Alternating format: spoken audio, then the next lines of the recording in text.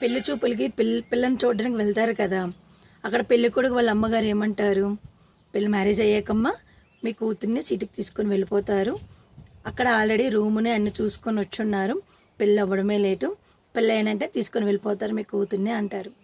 అక్కడ మనమ్మ నాన్న ఏమో ఆడపిల్ల అమ్మ నాన్న ఏమో ఆలోచిస్తారు, పోనీలే నా కూతురు అలా కాకుండా కొంచెం సిటీకి వెళ్ళి బయట ప్రపంచాన్ని చూస్తుందిలేనా, వాళ్ళ ఆనందంతో ఓకే అనిస్తారు.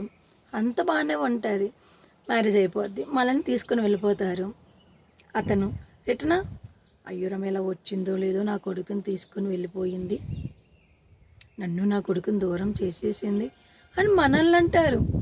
తీసుకుని వెళ్తుందని చెప్పింది ఆమె, తీసుకుని వెళ్ళిందే ఆమె కొడుకు, కానీ అక్కడ అనింది మనల్ని. ఇక్కడ లాజిక్ అర్థం కాలేదమ్మా, తప్పు మాదా? పోనీ మాతో పాటు సిటీకి రమ్మంట, మీరు ఏమైనా వస్తారా, సిటీలో మా వల్ల కాదు అంటారు.